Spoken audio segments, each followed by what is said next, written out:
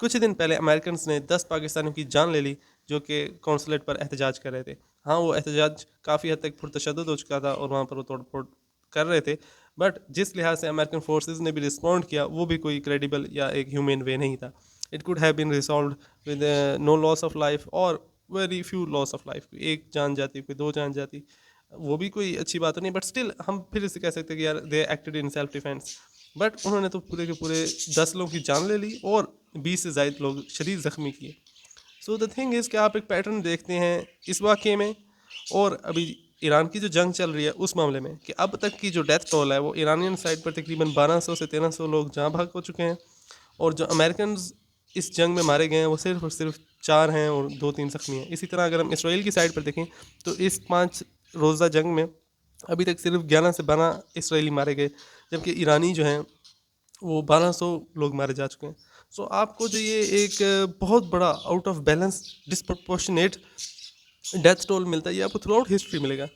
अब गज़ा जंग में भी ये हुआ कि 70,000 से ऑफिशियली लोग शहीद हो गए, और वहाँ पर इसराइली कितने मरे थे अक्टूबर 7 के अटैक में, रफली कोई आई थिंक 2000 था, 3000 था, सो 2000 था शायद। तो इतना मेगा आपको एक चेंज, एक डिफरेंस लगता है डेथ टोल में। अब सेम आपको डेथ टोल का डिफरेंस नज़र आएगा 9/11 के अटैक्स में, कि उसमें तकरीबन कोई शायद 3000 के करीब अमेरिकन मारे गए थे, और फिर जो उसके नतीजे में इराक वार हुई, अफगान वार हुई, तो उसमें और इंक्लूडिंग पाकिस्तान इंटरनल डैमेजेस तकरीबन कोई 2-3 लाख लोग मारे गए। सो आपको ये चीज़ ख़ास तौर पर दिखेगी कि वेस्टर्नर्स के नज़दीक, या जिसको हम ग्लोबल नॉर्थ कहते हैं, उसके नज़दीक एक नॉर्थर्न सिटीज़न की, या एक अमेरिकन, एक ब्रिटिश, एक इसराइली सिटीज़न की जान की कीमत 1000 सिटीज़न से ज़्यादा है।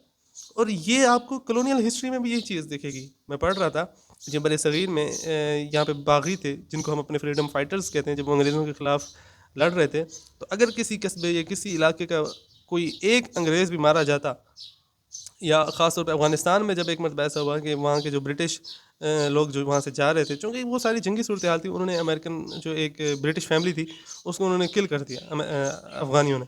तो उन्होंने उसके बदला लेने के लिए वो जो एक गाँव था जहाँ पर वो वाक़या हुआ था, उनको मारा गया था ब्रिटिश फैमिली को, उन्होंने उसके दरख्त बागात जला दिए, दरख्त काट दिए, ज़मीन तक जला दी। और वहाँ का जो ब्रिटिश कमांडर था उसने कहा था कि इन्हें ऐसी सज़ा दो ताकि आने वाली नस्लें भी दोबारा याद रखें कि हमने कितनी बड़ी गलती की थी ब्रिटिशर्स को मार के। तो आपको ये पैटर्न पूरे सब कॉन्टिनेंट में दिखता है कि जहाँ भी बरतानिया का एक बंदा भी मारा जाता था ना, पूरे पूरे शहर को तबाह बर्बाद कर देते थे। सो कहने का मेरा मकसद है कि उन्होंने एक एग्जाम्पल सेट ये करने की कोशिश की थी हमारे जहनों में कि एक बरतानिया का शहरी, एक कॉलोनियल सिटीज़न, तुम सब लोगों की जानों से ज़्यादा अहम है उनके लिए। सो इसी तरह रेमंड डेविस का भी था कि रेमंड डेविस ने 2-3 पाकिस्तानियों का कातिल था, बट वो खुलेआम चला गया वापस। सो ये चीज़ हमें बहुत वाइब्रेंट दिखती है थ्रू आउट कॉलोनियल हिस्ट्री। इसी तरह चाइना के अंदर भी यही हुआ ड्यूरिंग ओपियम वॉर्स के एक ब्रिटिश जर्नलिस्ट था जो कि कर रहा था, जासूसी कर रहा था फॉर दी ब्रिटिशर्स। उन्होंने उसको पकड़ा और मार दिया, तो उसके ऊपर ब्रिटिश ने उस पर अटैक कर दिया। चाइना का जो गवर्नर था, जो उस सिटी का गवर्नर था, उसको पकड़ लिया और उस पर अटैक कर दिया और उनका किला तबाह कर दिया उस एक एक ब्रिटिश के बदले में।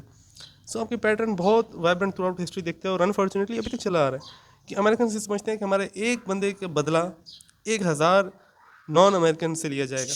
So it is very unfortunate.